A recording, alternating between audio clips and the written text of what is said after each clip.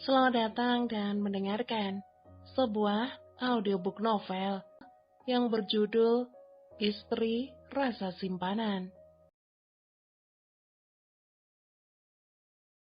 Istri Rasa Simpanan, episode ke-6, Tidak Dicinta.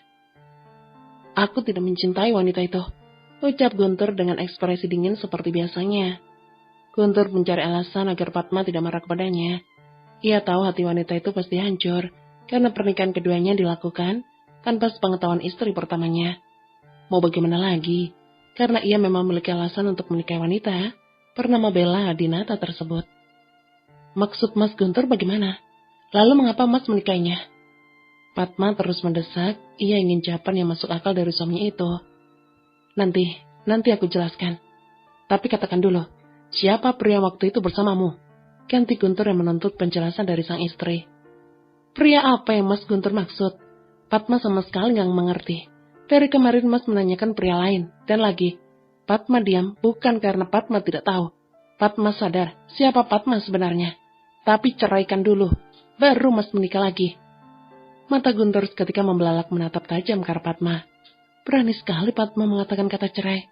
Refleks, ia mencengkeram lengan Fatma dengan sorot mata yang menakutkan. Jangan berani bicara kata cerai di depanku, atau kamu tahu akibatnya. Ancam Guntur dengan wajah yang sudah mengeras. Fatma hanya mampu memejamkan mata. Matanya tiba-tiba terasa perih. Guntur kejam sekali. Bila ia tidak mencintai wanita itu, mengapa menikahinya?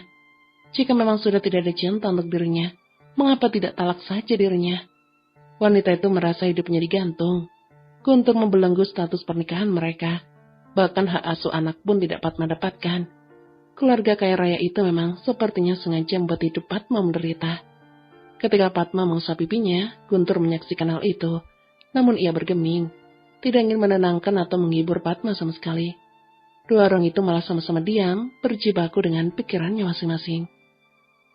Sekali lagi aku lihat kamu bersama pria lain, aku pastikan kamu tidak akan bisa melihat Kenny.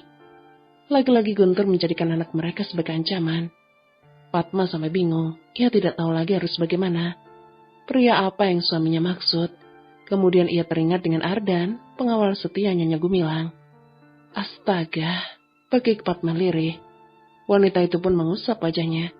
Ia yakin ini pasti pekerjaan Nyonya Gumilang, mama mertuanya. Pasti wanita konglomerat itu yang sudah membuat Guntur berpikir yang bukan-bukan terhadap dirinya. Dan ketika akan memberitahu alasan mengapa ia bersama Ardan tempo hari, Fatma urung mengatakannya. Ia ingat bagaimana sikap posesif sang suami. Jangan-jangan malah Ardan dipecat dan dipersusah. Ya ampun, Fatma dilema. Mau membela diri tapi takut mengorbankan yang lain, akhirnya ia memilih diam saja tanpa pembelaan. Saat keduanya masih belum selesai bicara, tiba-tiba dia menggedor pintu rumah Fatma. Ibu masih di pasar. Lalu siapa tamu pagi-pagi itu? Siapa itu? Tanya Guntur dengan nada tinggi. Fatma buka dulu mas. Guntur berwajah masam, lantaran mengira itu pasti selingkuhan Fatma. Andai ia tahu siapa pria itu pasti akan ia habisi. Sayang, ia kehilangan jejak. Yang terlihat hanya dari belakang. Coba ia menemukan pria pengganggu rumah tangganya. Pasti akan ia babat sampai tidak tersisa. Maaf, Mbak mencari siapa? Fatma menatap penuh tanya pada wanita cantik di depannya. Sepertinya ia pernah melihatnya. Tapi kapan? Fatma tidak bisa mengingatnya. Mana suami saya? Bella mendorong tubuh Fatma dengan keras, membuat Fatma mundur beberapa langkah. Suami? Ulang Fatma. Ia baru ingat wajah itu. Itu adalah wanita yang duduk di samping suaminya kemarin. Astaga, mengapa madunya ke rumahnya?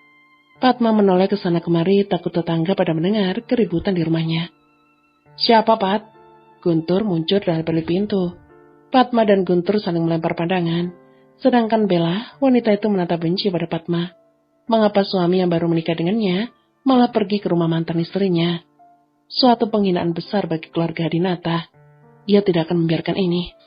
Dasar tidak tahu diri, mengapa kamu merusak rumah tangga orang? Maki Bella. Bella, sentak Guntur. Fatmanya bisa menelan pil pahit. Siapa yang merebut siapa? Siapa yang merusak hubungan siapa?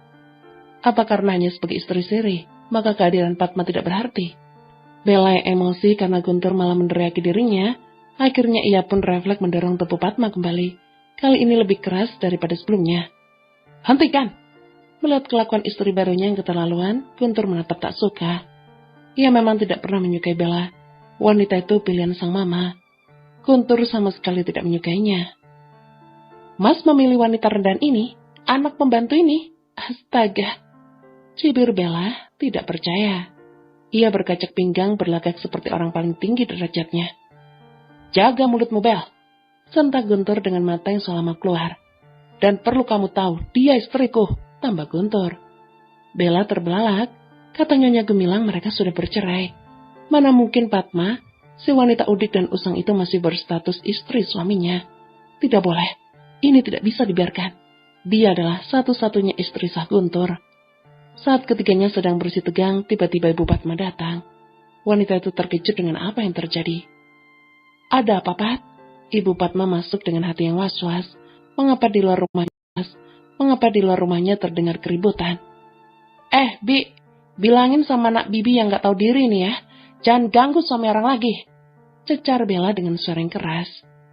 Ibu Padma langsung mendekati putrinya. Ia merasa bersalah. Sepertinya ini semua salahnya. Maaf, Non. Maafkan putri saya. Padma memalingkan wajah, matanya terasa perih.